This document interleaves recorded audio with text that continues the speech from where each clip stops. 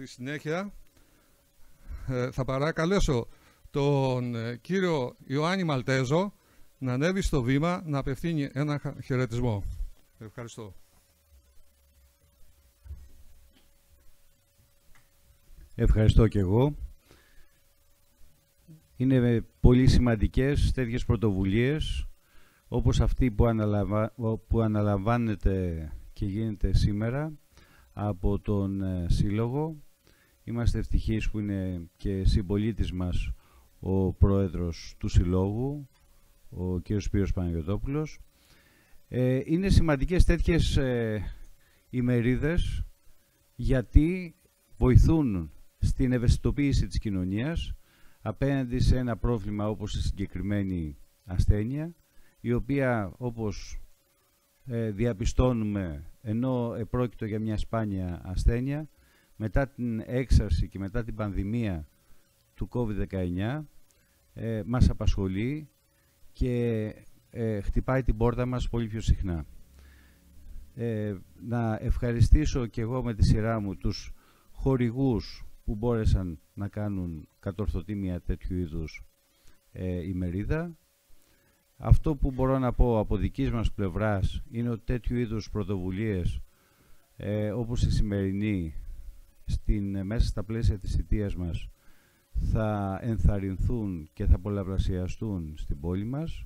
Πιστεύουμε ότι ένας ευαισθητοποιημένος σε θέματα υγείας πολίτης είναι ένας πολίτης ο οποίος μπορεί να προστατεύσει πολύ καλύτερα τον εαυτό του και το κοινωνικό σύνολο και να είμαι σίγουρος ότι αυτά τα οποία σήμερα θα ακούσουμε από τους αξιόλογους ομιλητές θα είναι πάρα πολύ ενδιαφέροντα και χρήσιμα. Σας ευχαριστώ πάρα πολύ.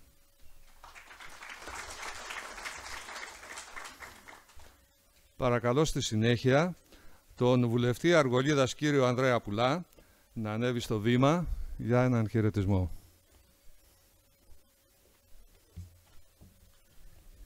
Κυρίες και κύριοι, καλησπέρα. Καταρχάς, να ευχαριστήσω τον Πρόεδρο, τον κύριο Παναγιωτόπουλο, το Διοικητικό Συμβούλιο για την πρόσκληση που μου απευθύνει να είμαι εδώ σήμερα μαζί σας. Να ευχαριστήσω τους ομιλητές που έκαναν τον κόπο από άλλα μέρη εκτός Άργους, γιατί το Άργος, όπως ξέρετε, είναι η αρχαιότερη πόλη της Ελλάδος. Να σας καλωσορίσω και να ευχηθώ αυτά που θα πείτε σήμερα να ευαισθητοποιήσετε τον κόσμο, να ενημερώσετε τον κόσμο και μιας και είμαι και εγώ στο επάγγελμα, είμαι γιατρός νεφρολόγος, η ίνωση είναι ένα κεφάλαιο πολύ μεγάλο. Γιατί όταν φτάσουμε στην ίνωση τα πράγματα έχουν δυσκολέψει πάρα πολύ. Θεραπείες δεν υπάρχουν. Είναι πολύ δύσκολες και δεν πετυχαίνουν πάντοτε. Όταν ένας νεφρός εινωθεί, το αποτέλεσμα είναι να οδηγηθεί στην νεφρική ανεπάρκεια και να κάνει ομοκάθεση. Κάπως ίδια είναι τα πράγματα και στο πνεύμονα.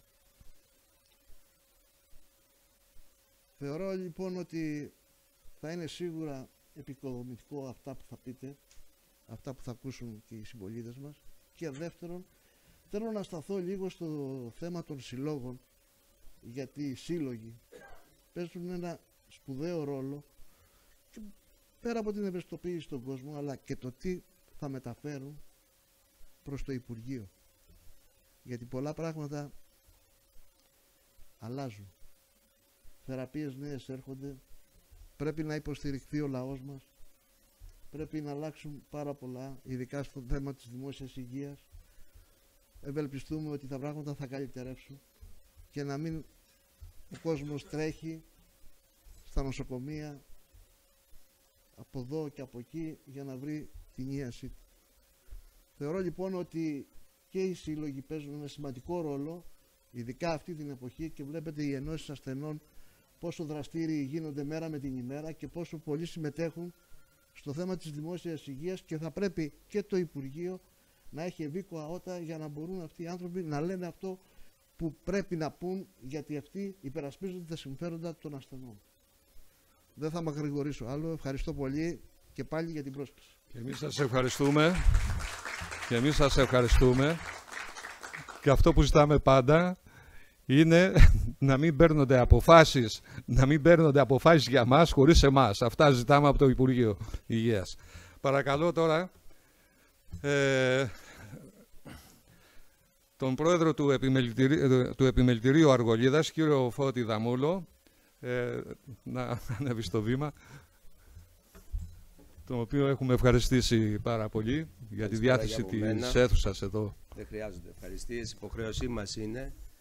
Πάντα το Επιμελητήριο είναι δίπλα και αρρωγός σε τέτοιες εκδηλώσεις, πολύ περισσότερο, σε όλες τις εκδηλώσεις γενικότερα, πολύ περισσότερο το αναφορούν την υγεία.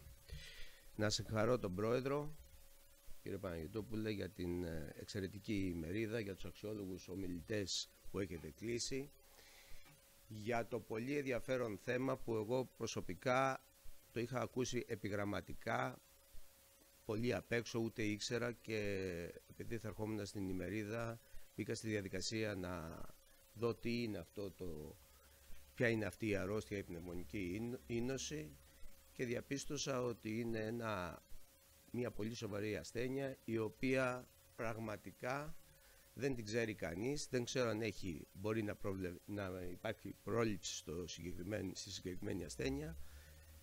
Το ζήτημα είναι ότι αν ισχύουν αυτά τα οποία διάβασα, εάν έχει περάσει σε άλλο στάδιο, δεν υπάρχει σωτηρία. Θα ακούσουμε βέβαια τους ομιλητές, να μην λέω πράγματα τα οποία δεν στέκουν.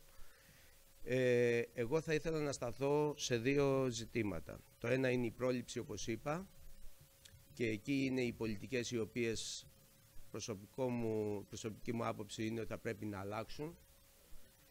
Σε αυτήν την χώρα εδώ και δεκαετίες δεν εφαρμόζεται πουθενά η πρόληψη.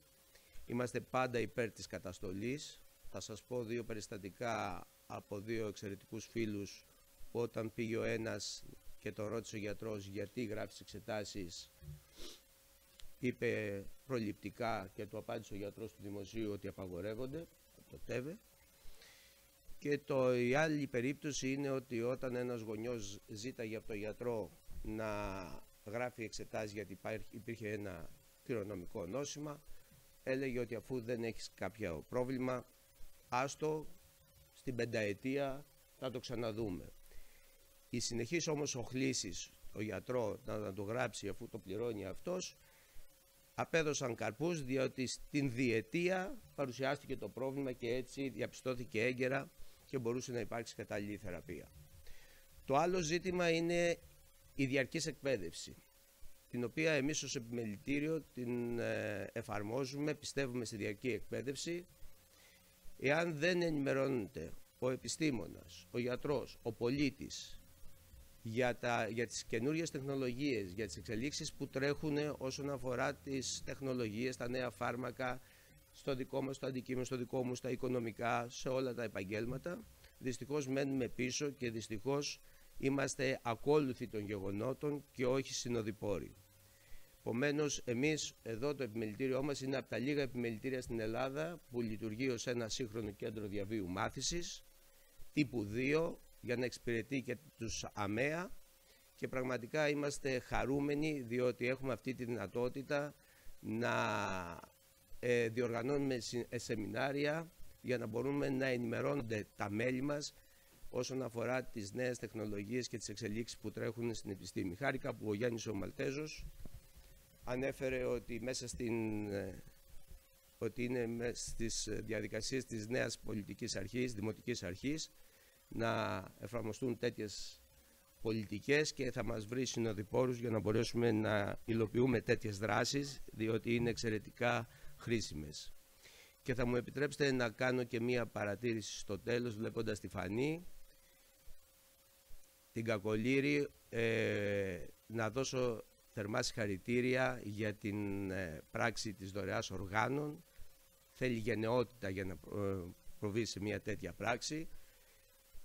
Πραγματικά είμαι συγκινημένος γιατί ο Γιώργος ήταν πολύ φίλος μου, ήταν στο ψηφοδέλτιό μου το 2017, ένας εξαιρετικός άνθρωπος με όλα τα γράμματα κεφαλαία, και πραγματικά θερμά συγχαρητήρια για την πράξη της, και είμαι σίγουρος ότι από την δωρεά, από τα όργανα του Γιώργου, ο Γιώργος μας βλέπει και συνεχίζει να υπάρχει και να ζει δίπλα μας. Σας ευχαριστώ πολύ και καλά συμπεράσματα.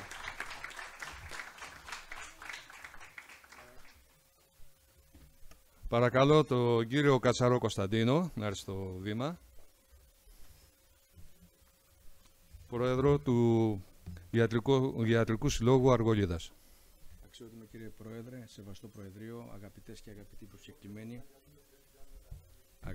αγαπητοί προσκεκλημένοι, με ιδιαίτερη χαρά βρίσκομαι σήμερα εδώ εκ μέρους του Ιατρικού Συλλόγου Αργολίδας και θέλω να ευχαριστήσω τον Πρόεδρο κύριο Παναγιωτόπουλο και το Διοικητικό Συμβούλιο για την πρόσκληση αυτή. Μιλάμε για μια θεματολογία της ημερίδας σας άκρως ενδιαφέρουσα.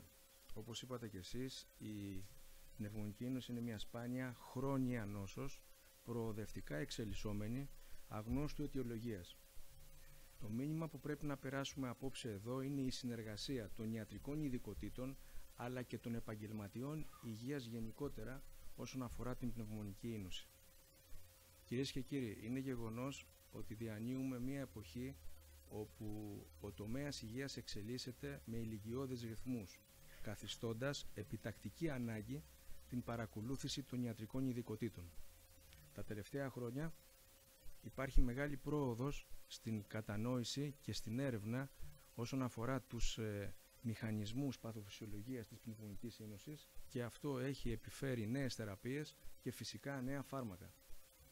Ο Ιατρικός Σύλλογος Αργολίδας στηρίζει ανάλογες δράσεις που σκοπό έχουν την ευαισθητοποίηση και ενημέρωση των πολιτών σε θέματα υγείας. Κλείνοντας, θα ήθελα να ευχαριστήσω για ακόμα μια φορά για αυτή την πρόσκληση και να ευχηθώ καλή επιτυχία στις διεργασίες της ημερίδας σας. Να είστε καλά. Σας ευχαριστούμε πολύ και εμείς.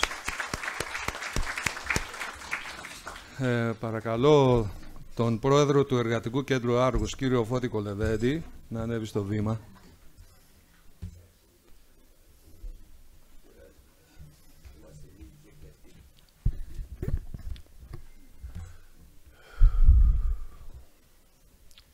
Να σας ευχαριστήσω που είσαστε σήμερα εδώ. Να ευχαριστήσω τον φίλο μου τον Σπύρο που πήρε αυτή την πρωτοβουλία να ενημερώσει τον κόσμο και να ευχαριστήσω όλους τους αξιόλογους ομιλητές που είναι σήμερα εδώ. Και να που μάθαμε να κουβεντιάζουμε, Πρόεδρε, όπως έλεγε ένας παλιός ποιητής, ήρεμα και απλά, όχι για να ξεχωρίσουμε, αλλά για να ενώσουμε τον κόσμο. Χαίρομαι που πάρθηκε αυτή η πρωτοβουλία.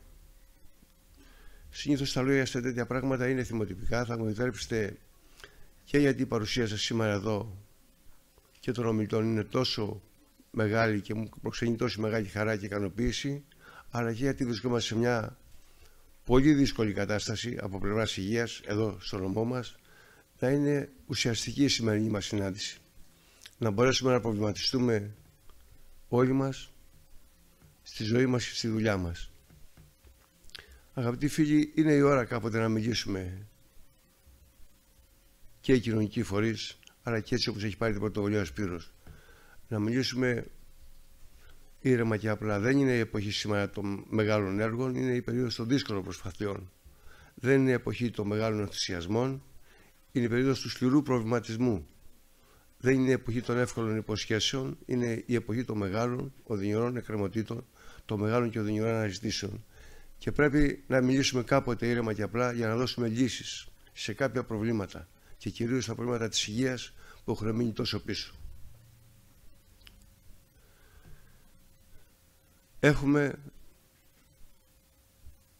και ελπίζω η σημερινή μας συνάντηση να ξεκινήσει ένα καινούριο μονοπάτι για ένα καινούριο ταξίδι όλων μας, για να μπορέσουμε να δώσουμε ένα μικρό χαμόγελο σε ένα μεγάλο κομμάτι της κοινωνίας που περνάει δύσκολες στιγμές.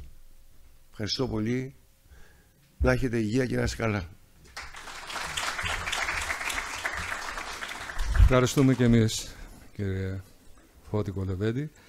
Και στη συνέχεια καλώ την Πρόεδρο του Εμπορικού Συλλόγου Άργους, κυρία Αναστασία Τζίμα, να ανέβει στο βήμα.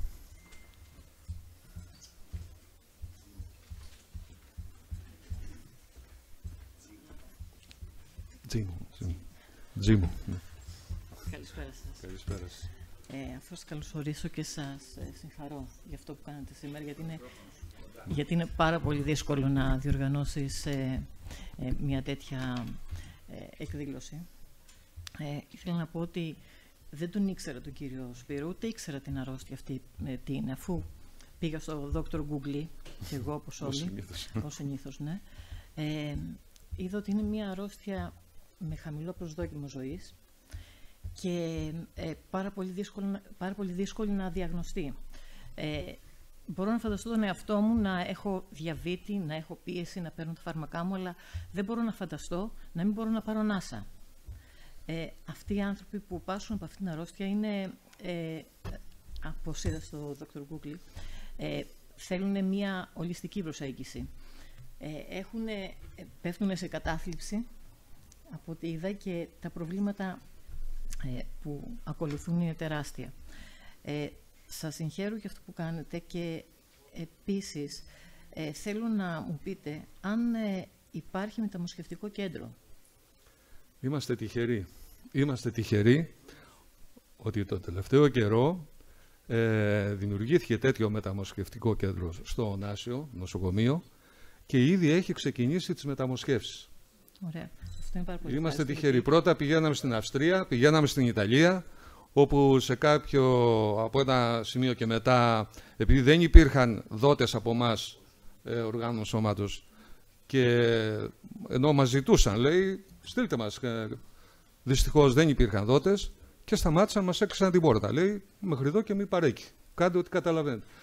Και ευτυχώς δημιουργήθηκε μεταμοσχευτικό κέντρο και δόξα τω Θεώ προσπαθεί τώρα όλη η εκστρατεία που γίνεται από τον ΕΟΜ, τον Οργανισμό Μεταμοσχεύσεων, ναι, και το Ωνάσιο Νοσοκομείο, είναι τώρα το πώς θα αφυπνιστεί ο κόσμος, πώς θα ευαισθητοποιηθεί ο κόσμος, ούτως ώστε να προσφέρει δωρεά το οργάνο σώματος και να σπάσει αυτό το ταμπού που υπάρχει. Αυτό ήταν το επόμενο που ήθελα να πω, ότι θα πρέπει να αφυπνίζετε εσείς τον κόσμο, ώστε να γίνονται δωρητές σώματος. Γιατί είναι πολύ σοβαρό σε έναν άνθρωπο που πάσχει από αυτό, γιατί είπαμε, το προσδόκιμο ζωής είναι πάρα πολύ μικρό. Δεν ξέρω με τα φάρμακα που έχουν βρεθεί τώρα τι γίνεται. Πάντως το ξέρω προσωπικά, γιατί έχω ένα φίλο που νόμιζε ότι δεν ήξερα αυτή την αρρώστια και τελικά την ξέρω. Είναι 42 χρονών και πάσχει από αυτή την αρρώστια. Λοιπόν, εύχομαι καλό κουράγιο στον αγώνα σας, να καταφέρετε να περάσετε τα φάρμακα που θέλετε μέσα από τα ταμεία, γιατί και αυτό είναι πάρα πολύ δύσκολο, με μικρή συμμετοχή, όσο δυνατόν μικρότερη. Ευτυχώς τα έχουμε ξεπεράσει αυτά. Ωραία. Ευτυχώς με το σύλλογό μας έχουμε κάνει μεγάλο αγώνα, και όχι μόνο αυτό, αλλά και για την χορήγηση του υγρού οξυγόνου, η οποία χρειάζεται στο τελευταίο στάδιο της νόσου, και μας είχαν βάλει, με απόφαση Διοικητικού Συμβουλίου του ΕΟΠΗ, μας είχαν βάλει 25% συμμετοχή. Δηλαδή στα 1.000 ευρώ που ήθελε το λιγότερο το μήνα ο ασθενής, έπρεπε να πληρώνει 250 ευρώ, που συνήθως το 99% των ασθενών μας είναι τρίτης ηλικίας, με σύνταξη όλοι, και καταλαβαίνετε τώρα πόσο βαρύ είναι από τη σύνταξη να δίνει αυτό το ποσό. Σας λέω το μικρότερο ποσό. Άλλοι χρειάζονται 2.000 το μήνα.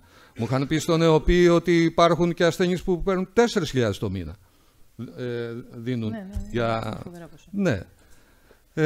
Ευτυχώς το ξεπεράσαμε αυτό το θέμα, αλλά δυστυχώς, να πω και ένα μικρό ιστορικό, πριν 2 χρόνια το καλοκαίρι ανακάλυψε η οικονομική αστυνομία μια απάτη που ήταν στημένη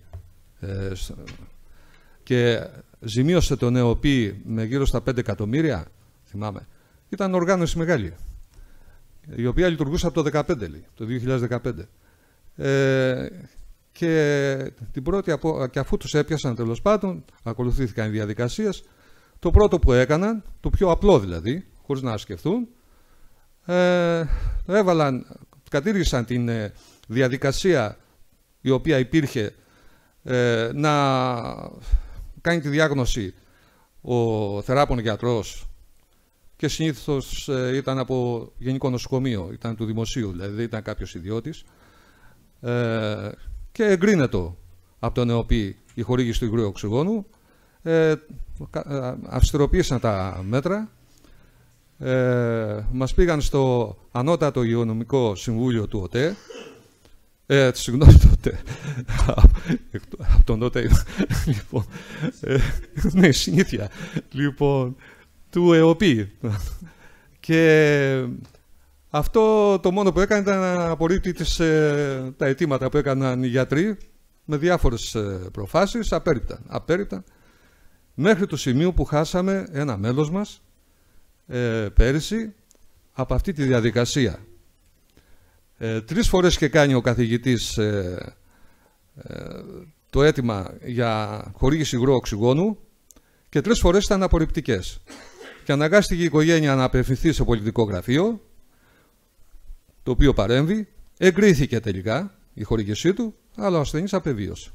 Δυστυχώς ήταν ένα τραγικό γεγονός αυτό και γι' αυτό λέω ότι θα πρέπει να δίνεται και μετά, ας ψάχνουν. Και αν βρούνε ότι ήταν λάθος η χορήγηση, δηλαδή υπήρχε πίσω δόλος, εντάξει, να λαμβάνουν τα μέτρα τους. Όχι όμως να την πληρώνει ο ασθενής.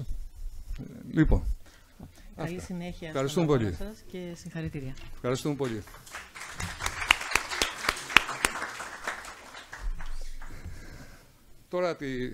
Τώρα τη σκητάλη την παραδίδω στον κύριο Μιχάλη Γιάγκη, ο οποίος θα συντονίσει τους επόμενους ομιλητές. Σας ευχαριστώ πολύ.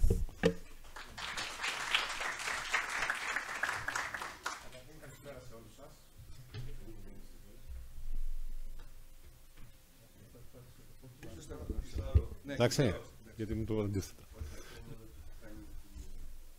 Οκ. Λοιπόν, να σας καλησπερίσω λοιπόν όλους. Να ευχαριστήσω τον κύριο Παναγιωτόπουλο για την πρόσκληση.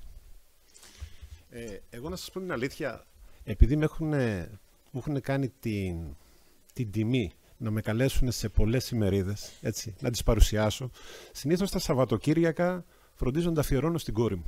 Έτσι, γιατί είναι και σε μια ευαίσθητη ηλικία, οπότε προτιμώ να είμαι μαζί της. Εδώ πώς έκανα την εξαίρεση. Πριν περίπου 8-9 χρόνια είχα ανάγκη για τις τηλεοπτικές μου εκπομπές ένα τρίτο άτομο σαν οπερατέρ. Μου πρότειναν έναν ηλικιωμένο 75 ετών. Ο άνθρωπος που μου τον πρότεινε μου λέει πάρ' τον, έχει ανάγκη μεγάλη. Είναι πολύ καλό στη δουλειά του και έχει μεγάλη ανάγκη. Λέω, τέλος πάντων, ας έρθει, ας προχωρήσουμε και ας κάνουμε το σταυρό μας, όλα να πάνε καλά. Διέκρινε όμως μία θλίψη στα μάτια του.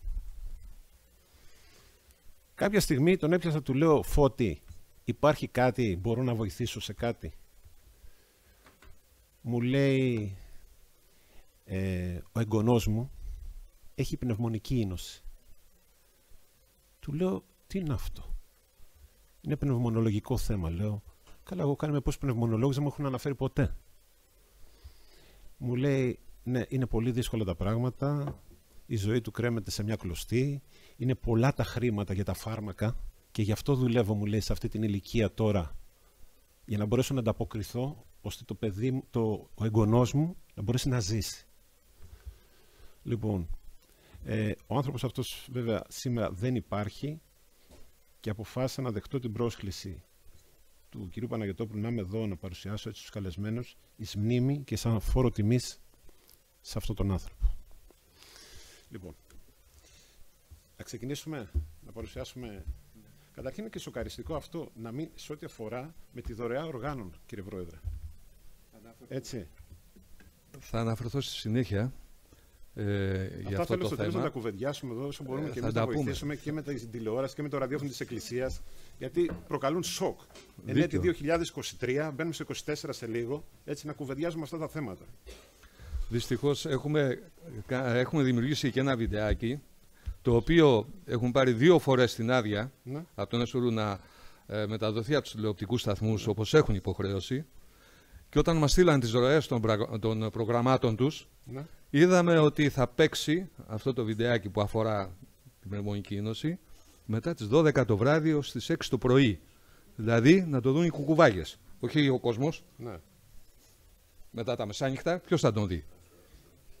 Λοιπόν, καταλαβαίνετε την ευαισθησία που υπάρχει. Ναι, είμαστε. Έτσι. Σε άλλα πράγματα έχουμε ευαισθησίες, τέλος πάντων.